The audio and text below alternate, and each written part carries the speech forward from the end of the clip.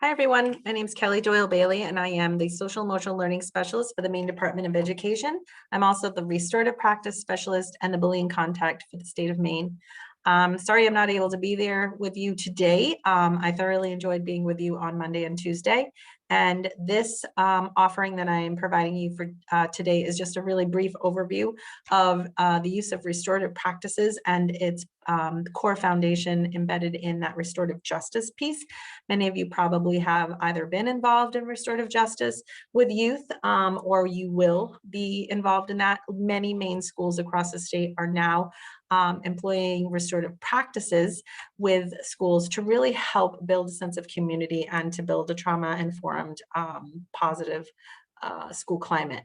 So I'm going to screen share with you, and hopefully you'll be able to hear and see me while I move through this presentation slideshow from the beginning. Hopefully you can see all of this.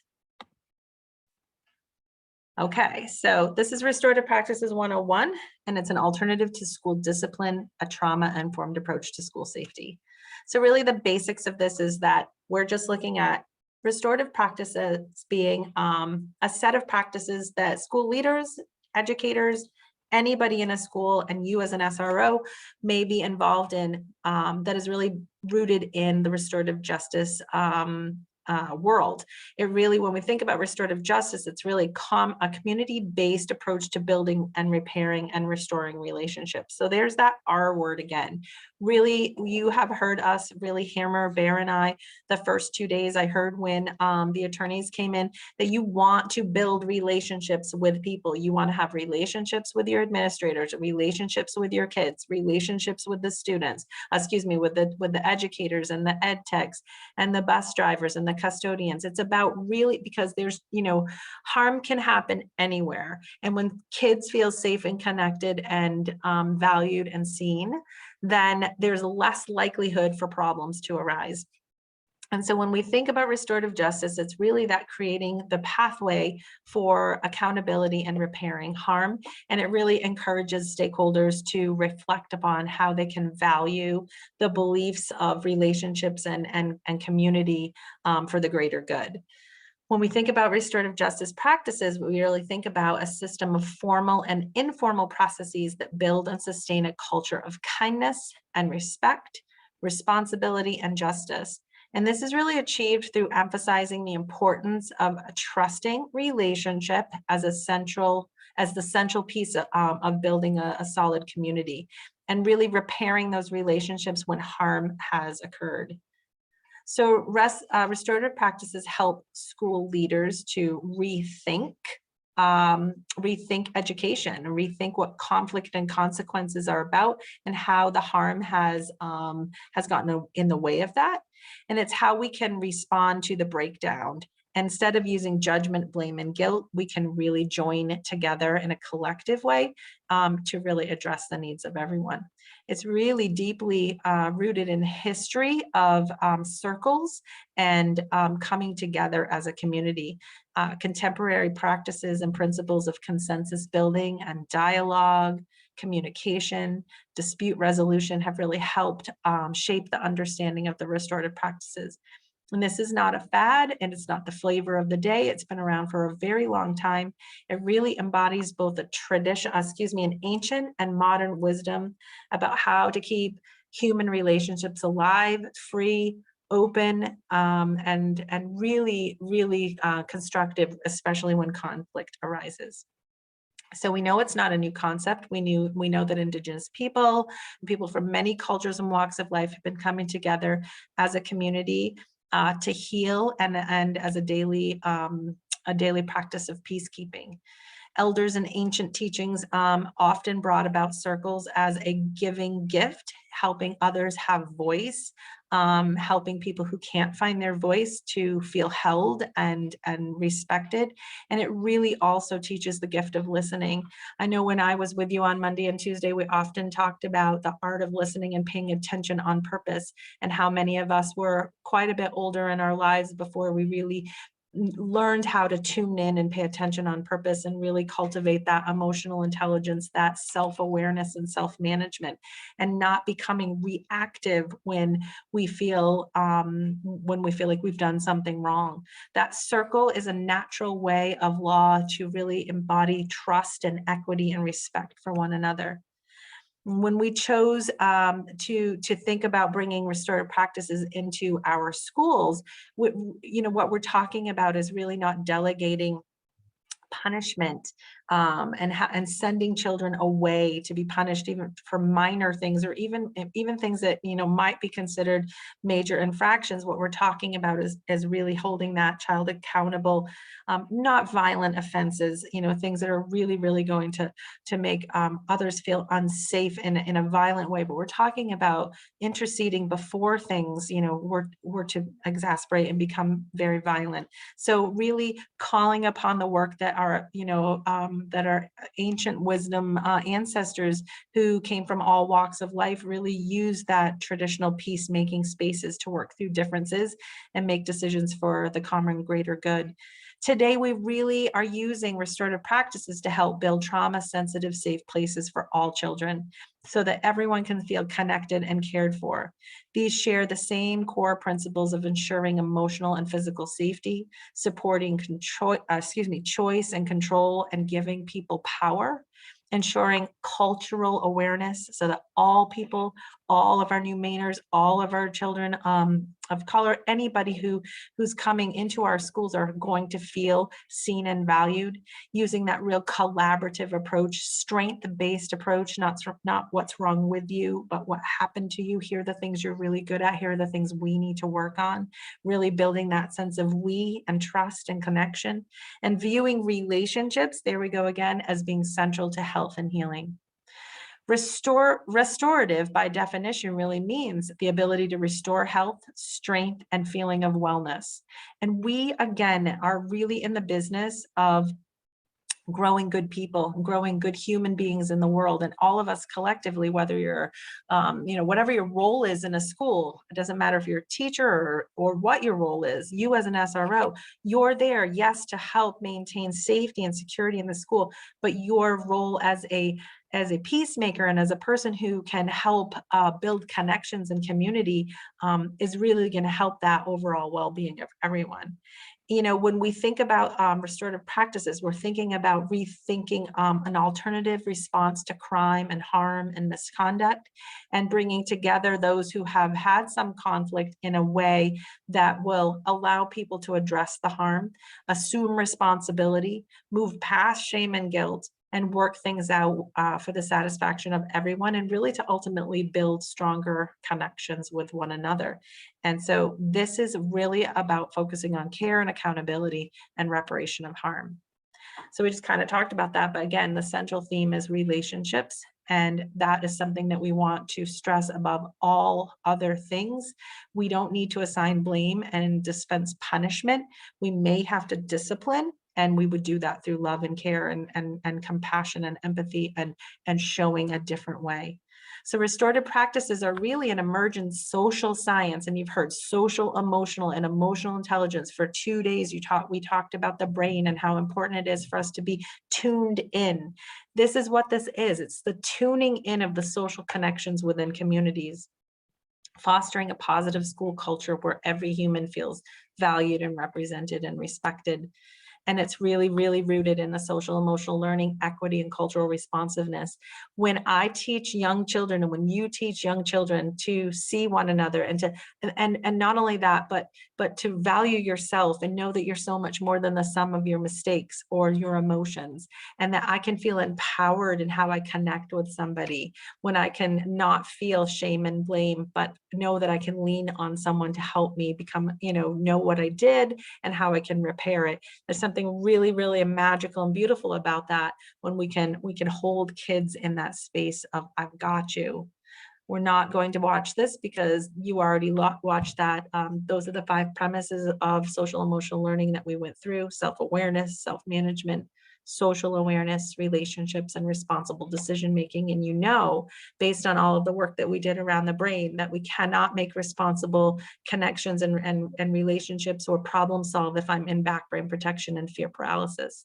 So when we think about restorative practices in schools, we're focusing on the primary things of relationships being central to building positive classroom and school communities, focusing on harm done rather than rule breaking, giving voice to the person who has been harmed, engaging in a collaborative problem solving, empowering change and growth, and enhancing responsibility, and really leaning into that emotional intelligence and making sure that we're ready to facilitate that and help with that. There are some key principles for restorative practices. You can see that relationships are at the very top, and that we are really looking at inclusivity. We're looking at non-punitive responses to wrongdoing. We're looking at an approach of inclusive decision-making and shared ownership, and really having a sense of we're doing this with one another, not to or for. This program isn't for, restorative justice and practice is not a program. It's not appropriate for all incidents of harm. And it's not something schools should enforce upon every youth. And it's not for everyone, but it is a widely used practice. And if we have a core understanding of the social emotional elements, then we can see how it does support a trauma-informed school approach.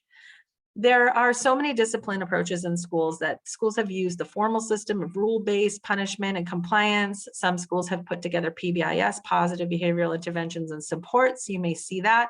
There are MTSS, multi-tiered systems of support. Bear wrote that word on your board the other day. We talked about social emotional learning, and really what we're trying to do with this workshop for you, and really at the Department of Education, is to help break down those silos and to help everybody see that social emotional learning is really the core foundation, and all the other things are part and parcel of helping people grow to be good human beings in the world. And that when we teach social engagement through relational practices like restorative practices, then we have community well-being and accountability, and it's for everyone, and it's at that bottom tier.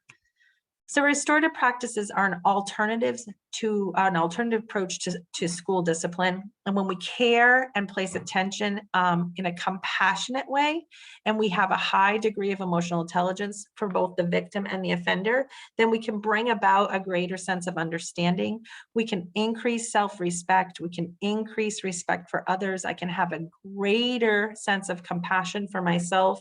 Even if I've made a mistake, I can see that as a way to grow and learn, not as a definer of who I am.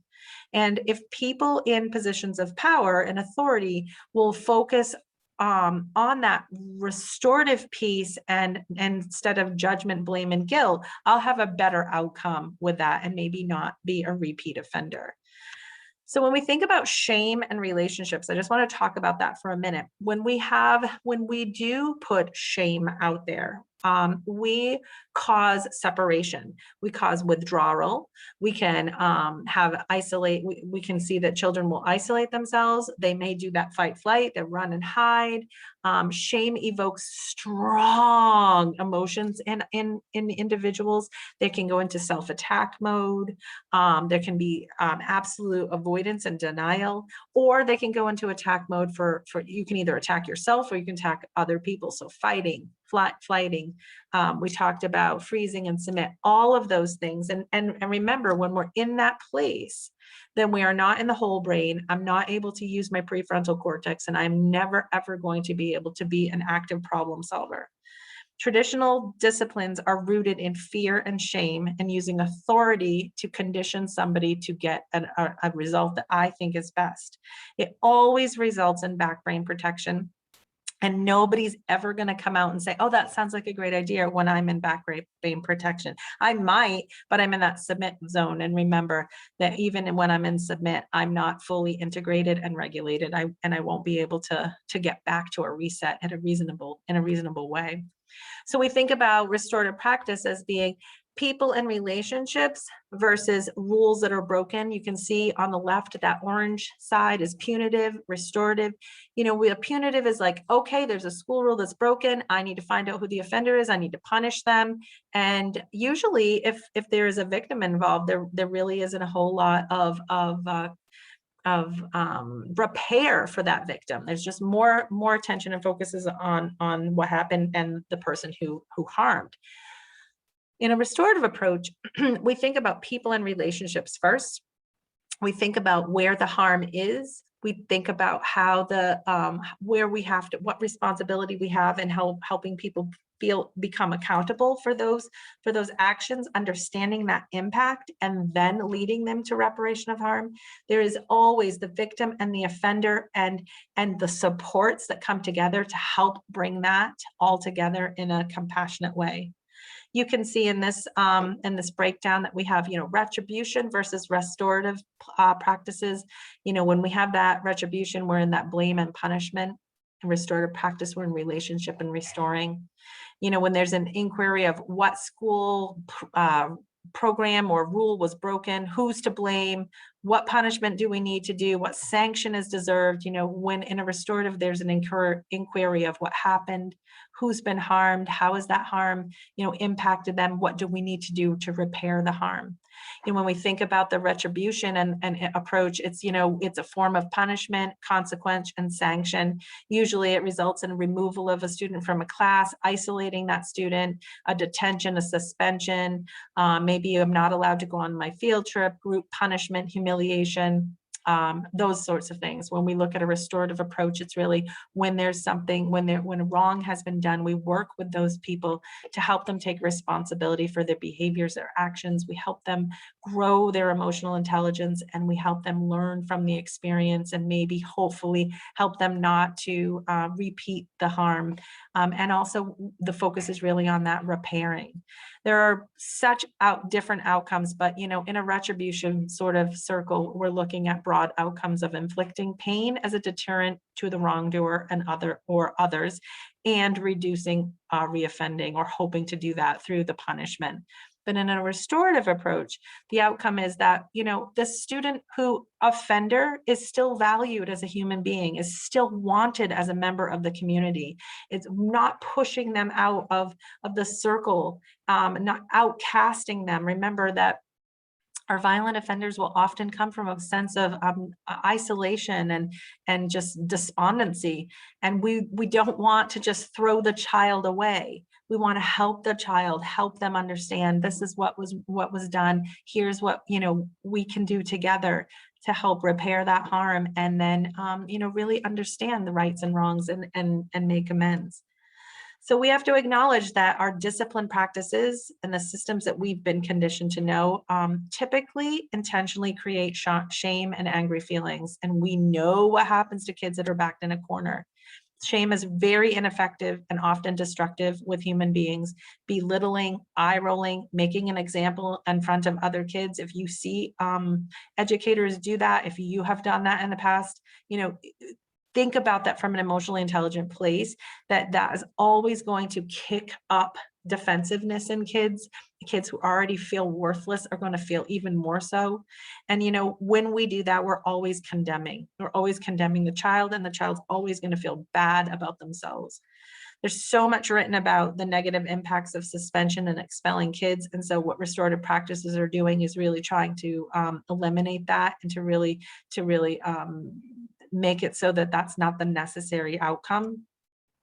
When we really value and see children as human beings, and we care more about the kids we teach than the things we teach the kids, if we care more about making the connections with them, we're going to see less separation of people. Just a little bit about statistics of restorative practices. We really know that restorative practices increase inclusivity in non-punitive ways, and it's the best way to help people respond to conflict and build community. It can be quite successful in reducing student suspension. It is much more effective when it is implemented in the elementary grades early, and kids are they feel a sense of belonging. We know that it's more effective in some groups of students more than others. We know that it has a less effective, it's less effective in promoting improved academic outcomes in middle and high school students. When we think about that, those brains are developing and changing. And if you've been rooted in fear and conditioned in fear, then it's more difficult to reset. You've been on alert for longer of your life. Your brain is more quickly going into that back brain protection. And I just want to say that statistically, restorative practices alone do not reduce suspension of violent offenses. So how might you see schools use restorative practices? You may see schools that you're assigned to or employed at really looking at restorative practices with hopefully the foundation rooted in restorative justice and that theory and philosophy that says, you know, there are 3 tiers. And remember, the tier of everything is for everyone. We're hoping with the Maine Department of Education and our partnership with Maine School Safety Center that any school who wants to learn about restorative practices and restorative justice can do this free.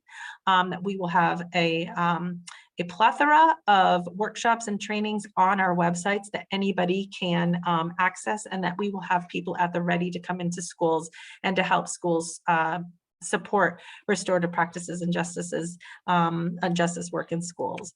So when we think about the bedrock of theory and philosophy of education, again, at that, you know, first we have to look at it right down there at the nitty gritty, at the foundation. You have to have that foundation of understanding restorative practices rooted in restorative justice. And then it goes into the first tier of community building. The second tier is harm and healing. And the third tier is reintegration. So what does community building look like?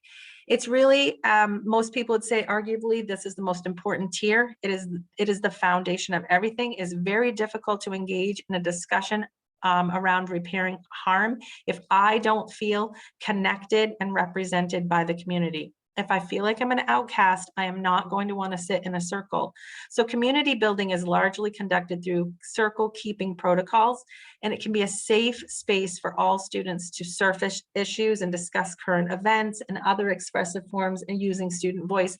You may see community building circles at a tier 1 in our education in any classroom, with teachers who are circling kids up just to do a check-in. They may circle a kid up as a tier 1 community building and say, okay, we're going to just take a deep breath, everyone, and just check in and feel connected before we start our math. Or you may see in elementary classrooms, they're going to circle up for share time or circle up for story time.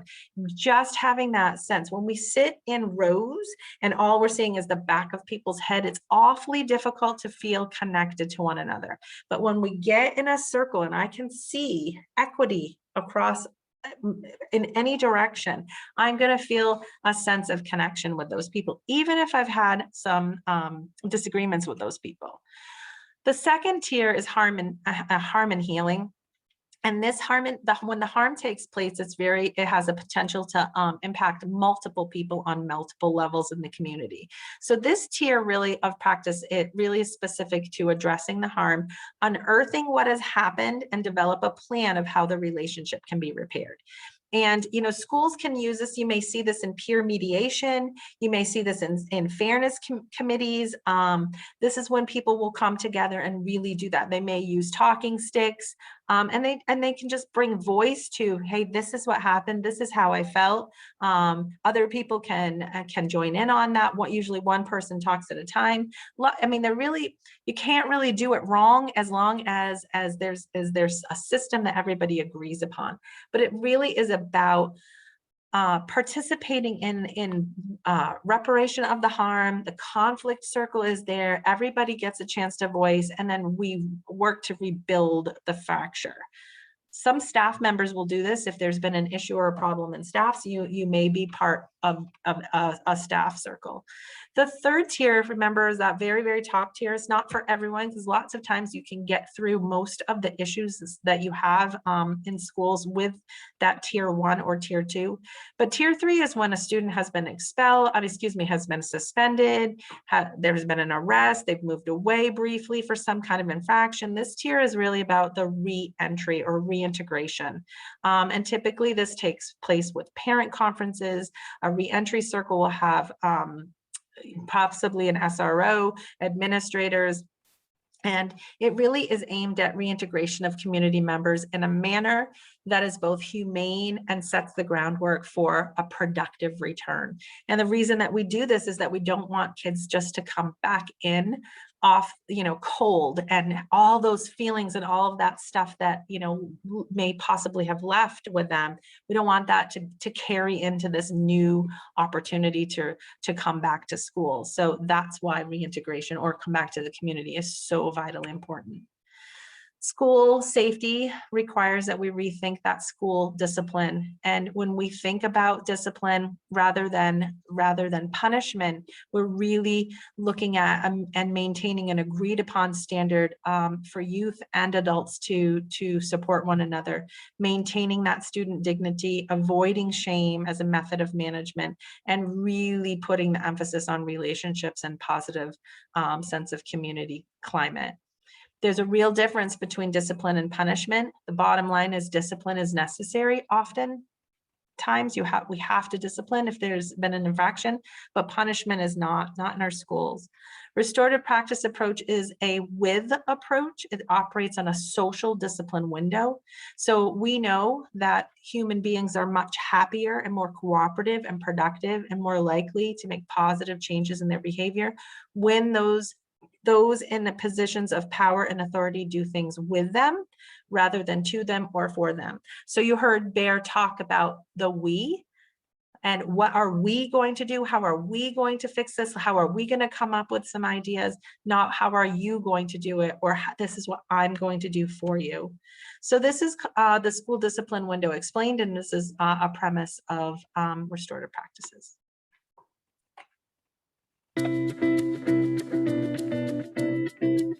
There are non-negotiables. There are certain things that we need from each other, whether that is at home, at work, or in our communities.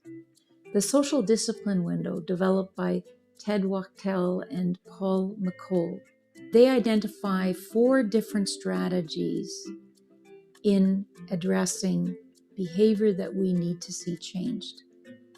In those 4 strategies, there are 2 elements. The first being the need to control or influence another person's behavior, and the second one is to provide support so that they can meet our expectation. The first window is low support and low control. The basic strategy is not to do anything, believing and hoping that the person will figure it out by observing others or just realizing what the right thing to do is. Sometimes we will even change our expectations so that we don't feel the frustration or disappointment from the other person. This is the neglectful window. The second window is high support and low control. These strategies are things that we do for other people. We are kind. We maybe pick up their tasks. We are forgiving of the fact that they have shown up late. We accept their excuses of why things have happened. The problem with this strategy is twofold. First, people often do not change, accepting your support as understanding and that their behavior is acceptable. And ultimately, they do not change. The other consequence of this strategy is that other people are watching, they're observing, they're seeing that the standard is different for 1 or 2 people than everyone else.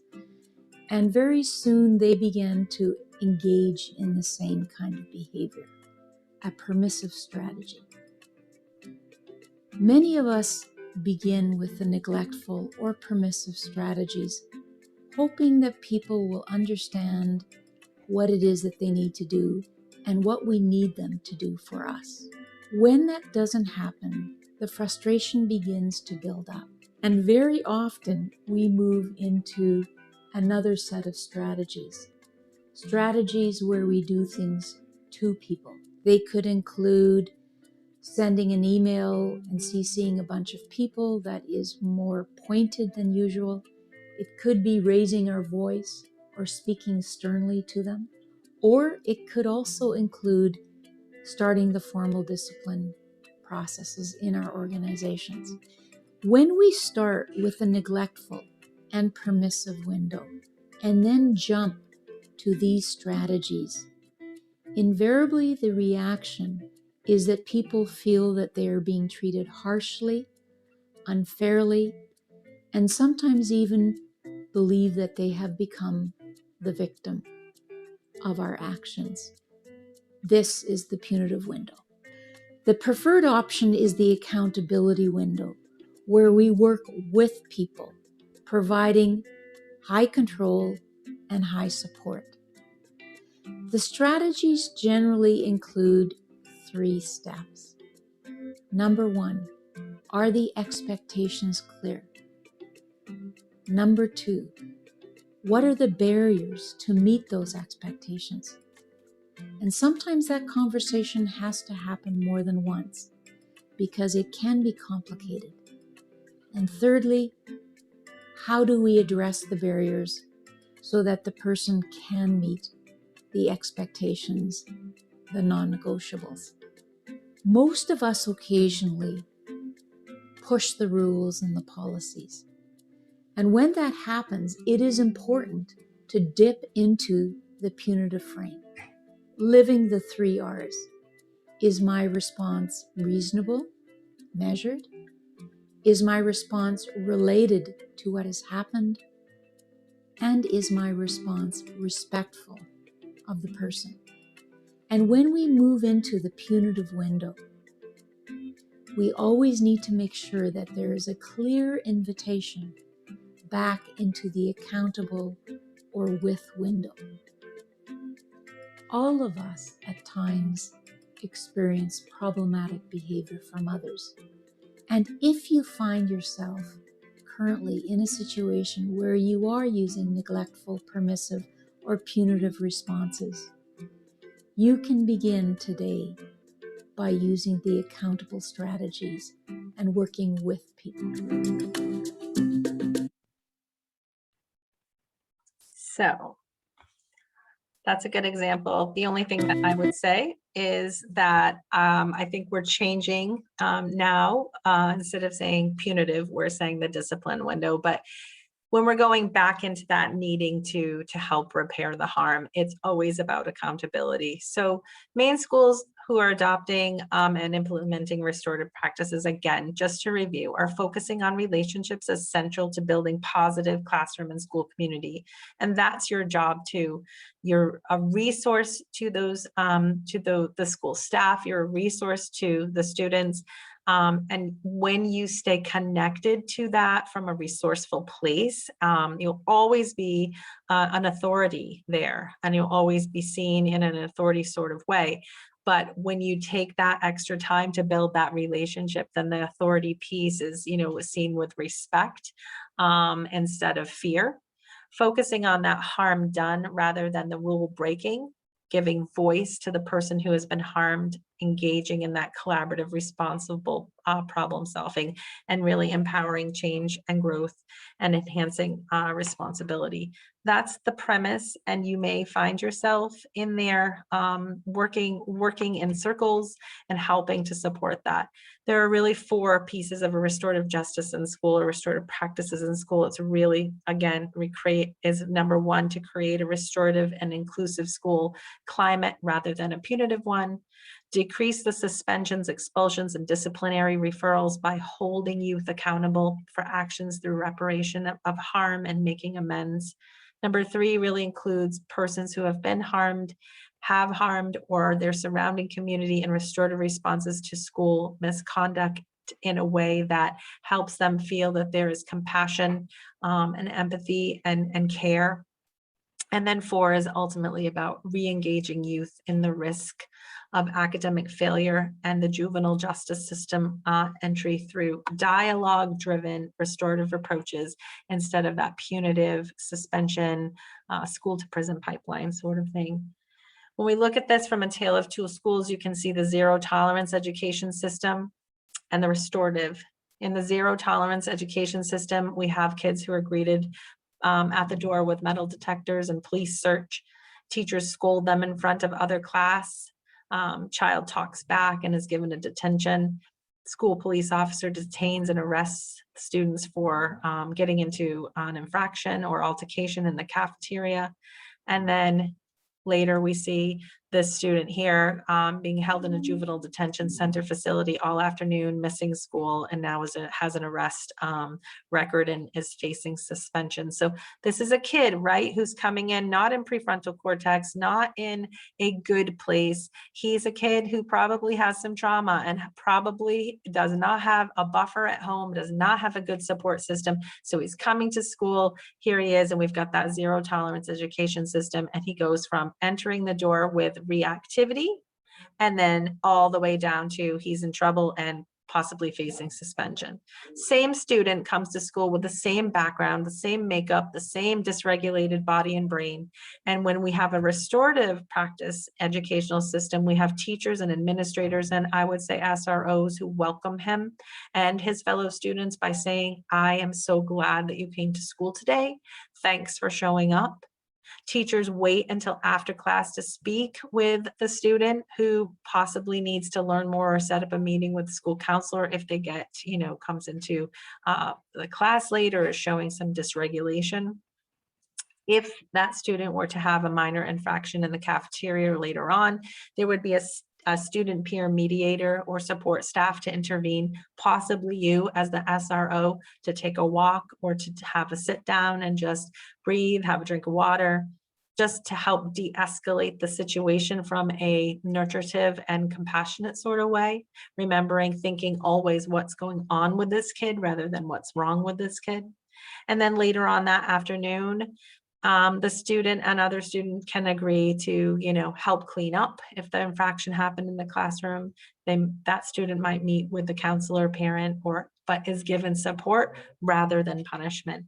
So this is really just the tale of two schools. When we have a zero tolerance educational system that really looks at just caring about the things we teach the kids instead of the kids that are coming through the door, we're going to see kids who are dysregulated and not hardwired for, these are at-risk kids. They're not hardwired for optimal learning. And they're going to come in and they're remember what we talked about when I said that cortisol and norepinephrine and adrenaline and toxic levels can stay in our bodies for hours. So if he's already set off by a metal detector or police search or something that evokes fear, look how it has just followed him throughout his whole day. But over here we have, I'm seeing you. I'm so glad you're here. We have that real connection. So that's you see how it sets them up for failure or sets them up for success. Keeping all youth safe and connected in your main schools is your number one priority. It's our number one priority. And so I can't stress enough how important it is for us to be emotionally connected and emotionally intelligent. I know it seems like we're harping or I am, I'm so passionate about it, but all these kids here on the screen and every single kid that you'll come into contact with every single day that you're a school resource officer is going to either thrive or survive based on how we connect with them.